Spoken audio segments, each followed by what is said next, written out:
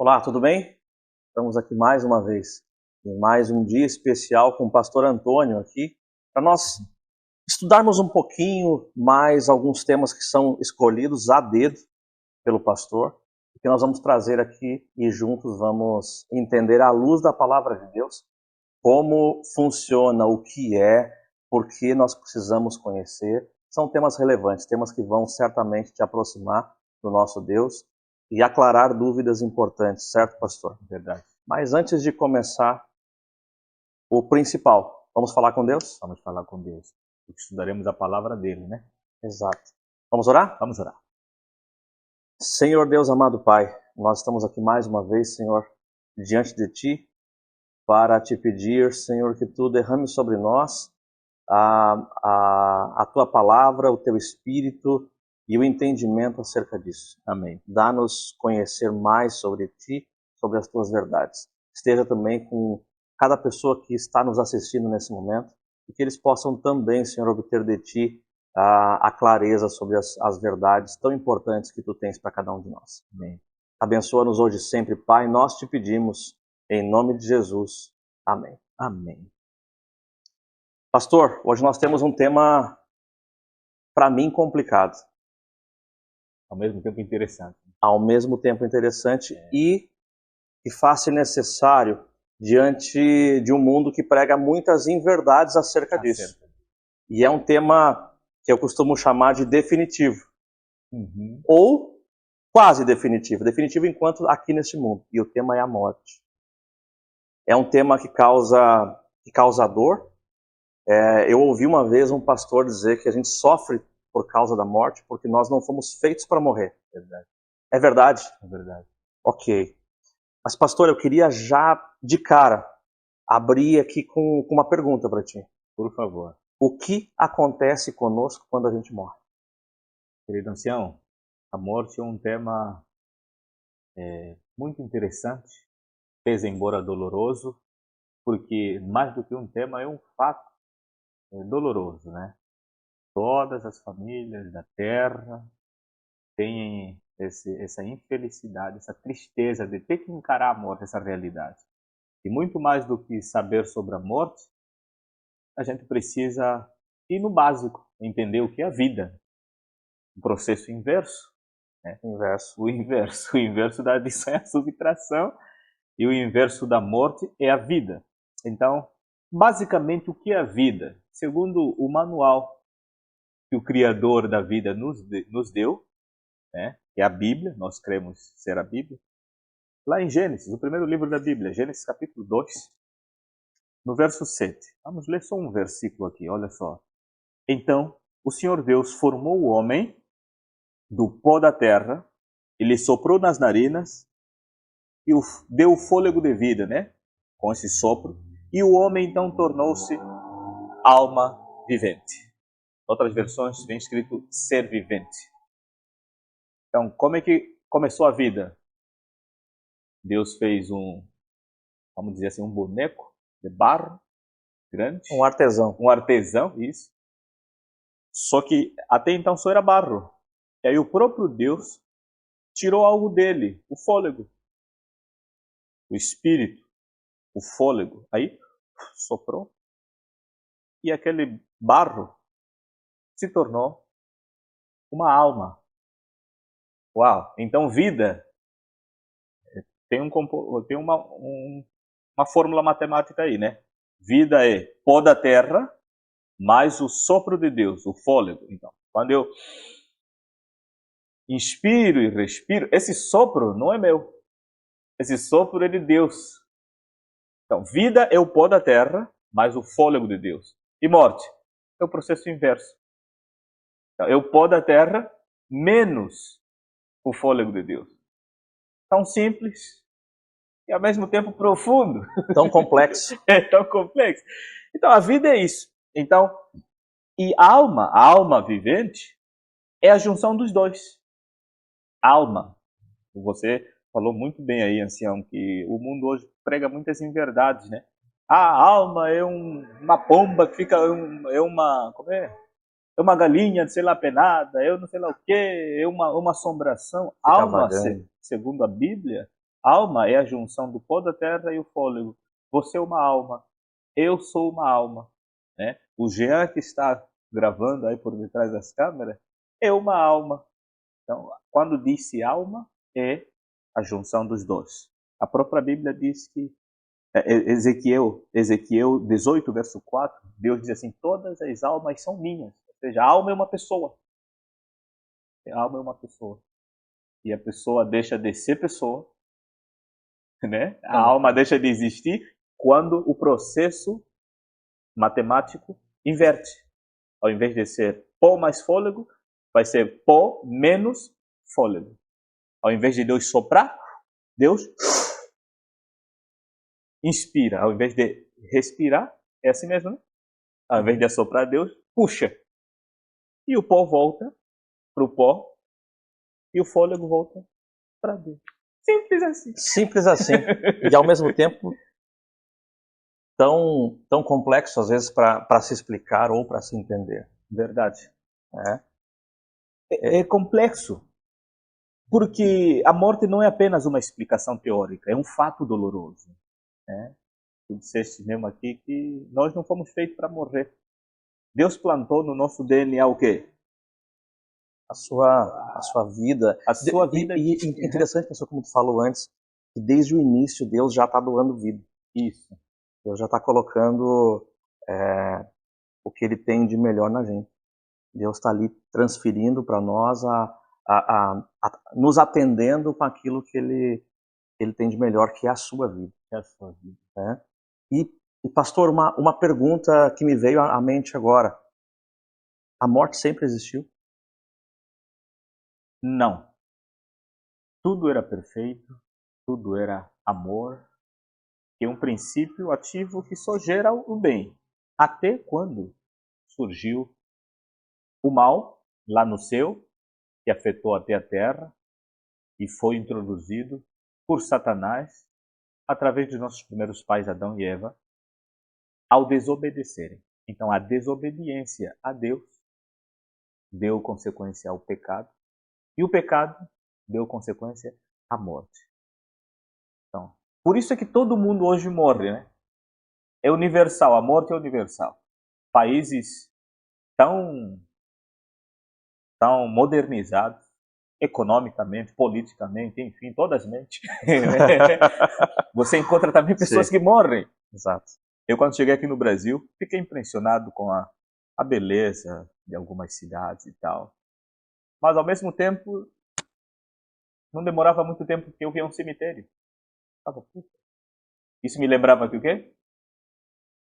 Que em países como o Brasil, bem melhor do que o meu, também tem pecado. Também tem a consequência do pecado, que é a morte. Então, a morte veio em consequência da desobediência a Deus. Por isso é que Jesus teve que morrer para pagar o preço da morte eterna, e hoje nós temos chance de viver eternamente. Mas enquanto isso, enquanto Jesus não vem para nos resgatar de uma vez por todas desse mundo, a gente ainda estará enfrentando essa morte. Essa morte. E tem algumas inverdades, né? Gostei dessa expressão, inverdade. Ultimamente se usa muito. Tem muitas inverdades sobre a morte. Eu queria que falasses aqui conosco, nos ajudasses a pensar, ancião. Quando a pessoa morre, tem algumas curiosidades. Beleza. Como é que fica o seu estado de consciência? Vai para onde, na verdade? Alguns dizem que vai para o limbo, né? Alguns dizem que vai para o seio de Abraão. Não sei como é que é essas coisas aí. Alguns dizem que vai para o purgatório, alguns dizem que vai para um outro país, outros dizem que vira átomo, outros dizem que vira bactéria, enfim. Mas o que acontece quando a pessoa apaga? Então, esse é um tema bastante discutido, né? A gente, tudo depende, hoje no mundo tudo depende do ponto de vista, mas do ponto de vista bíblico, que é pelo qual nós nos pautamos. Eu gosto de quando a gente toca nesse assunto, olhar para a Bíblia lá no que tem no livro de João, no capítulo 11, o verso 11 também, porque lá nós temos a clara ideia do que isso significa. Então, nesse texto, o contexto ali A Bíblia fala ali da história da morte de Lázaro. E no verso 11, Jesus diz o seguinte: nosso amigo Lázaro adormeceu, ele dorme. E aí eu me pego pensando às vezes o que isso significa. Significa exatamente o que a palavra diz. O que pode fazer alguém que está dormindo, pastor? Pode fazer nada. Não sabe nada, o tempo está passando, ela não vai passar, ela não sente nada, ela simplesmente dorme. Ou seja, não há nenhuma possibilidade de atuação. Está apagado. É isso que acontece. Não fica vagando, não vai para o limbo, não fica pagando pelas faltas cometidas em vida, não fica pagando pelos pecados de ninguém. Nada mais pode ser feito. E por que isso, pastor? Porque era importante que todos tivessem a clara ideia de que tudo aquilo que nós podemos construir enquanto vivos aqui é o que também vai nos levar a uma possível vida eterna. Então, é na vida que nós temos a oportunidade de vivermos de acordo com aquilo que Deus nos coloca, de sermos obedientes a Deus, e de aí sim podemos viver segundo a vontade dele. Depois que morre, dorme. Quem dorme não faz nada. Então, não há mais chance. Depois que morre, não há chance nem de seu ente querido fazer algumas orações por você, que está morto. Nada. Não tem mais chance. Nada. Não tem mais o que fazer. Olha só, ancião, enquanto tu explicavas aqui, eu pensei num detalhe muito interessante. É a mesma mentira que Satanás fez, ou falou lá no Jardim do Éden para Eva, né? Certamente não morrerá, né? Sim. E hoje a mesma coisa, né? Não, é que a morte não é bem o fim de tudo. Você ainda vai ter chance e tal. Parece que Satanás está insistindo com a mesma mentira para que a gente pense que essa morte não é o fim. Não é o fim assim das nossas oportunidades para aceitar Jesus e a vida eterna. Claro, no fundo, a morte, essa morte aqui que a gente está explicando, está estudando aqui, não é o fim de tudo, mas é o fim de todas as chances que a gente tem para aceitar, né? Porque ali quando a gente bate as botas, né? Aí acabou, né? Boa expressão, bate as botas, já não tem mais o que fazer. Já não tem o que Termina fazer. ali. E é importante o que tu acabaste de dizer. A vida termina ali. E tudo que o homem tem feito ao longo de todo esse tempo de existência nada mais é do que tentar postergar a morte, porque o homem não pode vencê-la. Se tem uma certeza enquanto nós vivemos aqui, e meu avô dizia isso, tudo que a gente sabe neste mundo, enquanto Jesus não volta, é que nós vamos morrer um dia. É verdade, né? E isso, como tu bem disseste no início, isso equaliza, porque todos passarão pelo mesmo. Verdade. Se tem algo que é igualitário, é a morte. Nos coloca em pé da igualdade, né? Exato. Eu lembro que em 2015, estive fazendo uma faculdade aí, e o professor de estatística entrou, uma professora que entrou em sala de aula, e ela já começou assim: olha, existe um cálculo estatístico matemático que nunca falha. De 100%, de 100% de vocês aqui, todos morrem. Todos morrem. Então, 100% de pessoas que estão vivas, 100% morrem. Nunca falha. É isso que tudo seja. A morte é a única certeza que a gente tem enquanto em vida. Por quê? Porque da morte a gente não tem mais nenhuma certeza, nem incerteza, né? Nada mais sabe. Nada mais. Mas sabe, pastor, pensando nisso, e aí tu já falou, eu já meio que falei também, porque nós cremos nisso, existe uma esperança. Amém.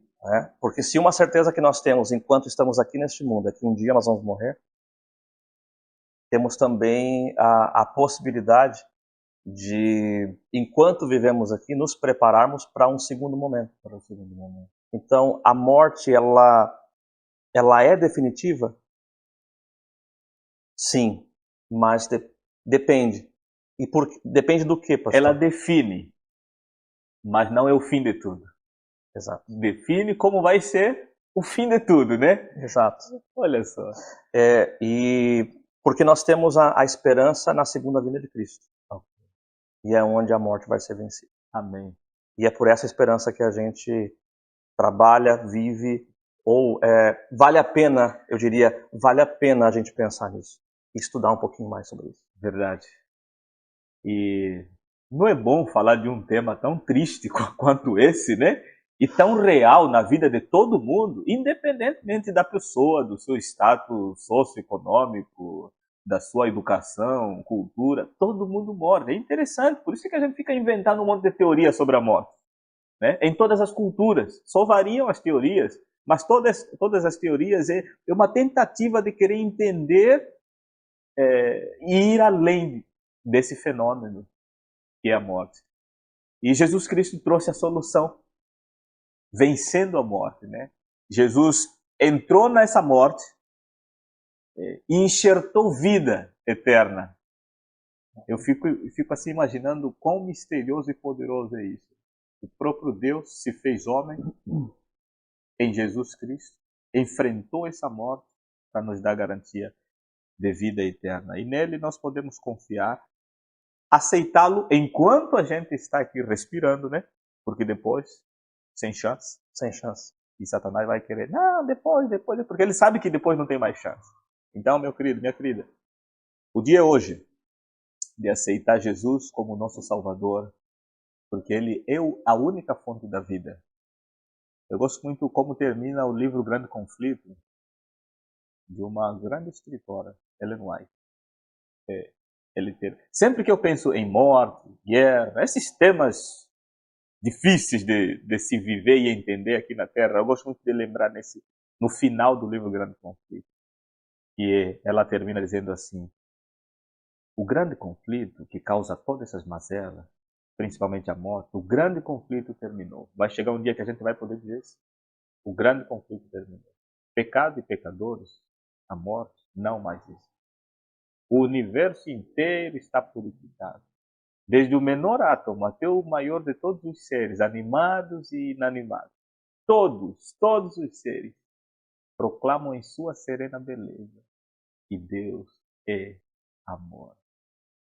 Eu fico imaginando o que é viver sem ter que receber a notícia de alguém que morreu. É muito bom. É uma imaginação tão boa e perfeita que às vezes nem cabe na nossa mente. Né? O que é viver despreocupado de ter que morrer? É perfeito, é tão perfeito que a nossa mente nem consegue imaginar. Né? Que a gente, enquanto prossegue nessa vida, que vivamos com a esperança de que tudo vai terminar bem. Amém. E ainda que a gente morra hoje, né? A gente tem a certeza de que vai descansar no Senhor. Segundo 1 Tessalonicenses 4,16 diz que aqueles que descansam, que morrem, descansam em Cristo hoje, um dia vão fazer o quê quando Cristo, ao ressoar da trombeta? Ressuscitarão. Então, terminando aqui, depois a gente vai orar. Uma palavrinha para o nosso irmão, nossa irmã que nos acompanha aí, que perdeu um ente querido, familiar, amigo, enfim.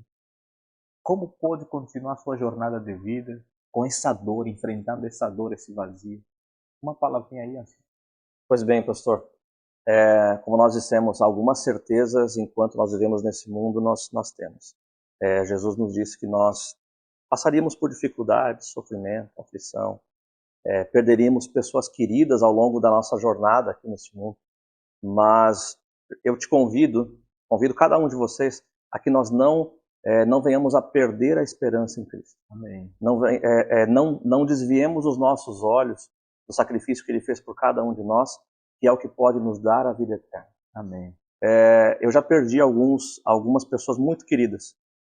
Com certeza, tu já perdeu também. A quem nos assiste pode ter passado por isso. Não é bom, é triste, fere, mas me conforta saber que as pessoas que eu perdi, elas aceitaram a mensagem verdadeira, viveram por isso, e eu tenho fé e a esperança de que um dia nós vamos nos encontrar no céu, Amém. quando Jesus vier, Amém. pela segunda vez. Amém. Então eu te convido a viver da mesma forma, a buscar a Deus todos os momentos, a estreitar e criar cada vez mais os laços de comunhão com o Salvador. Amém. Isso é o que pode fazer a diferença entre terminar aqui ou viver uma vida que está por vir. Amém. E viveremos eternamente, Amém. sem mais dor, sem mais choro, sem mais morte, é só alegria. Amém. Vamos orar? Vamos orar. Bom Deus e Pai, te louvamos pelo dom da vida eterna em Cristo Jesus. Apesar da morte, que é um intruso na história humana, através da desobediência da humanidade, nossa desobediência, que começou lá desde Adão e Eva, nós recebemos a boa notícia, o Evangelho eterno em Jesus Cristo, que ao aceitá-lo nós podemos voltar a ter vida eterna em Cristo Jesus. E Ele prometeu voltar para nos tirar desse mundo e acabar de uma vez por todas com o pecado, em nós e no universo. Ajuda-nos, Senhor, a perseverarmos, permanecermos firmes em Ti. Peço uma bênção especial da presença consoladora do Teu Santo Bom Espírito a esse amigo, a essa amiga que está enfrentando esse vazio, a dor da perda de alguém querido. Por favor, Senhor, console seu filho, sua filha, na esperança da breve volta de Jesus e na vida eterna nele. A todos nós pedimos sua graça, sua proteção, muito bom ânimo em meio às aflições. Oramos em nome de Jesus, o nosso Rei vindouro. Amém. Amém.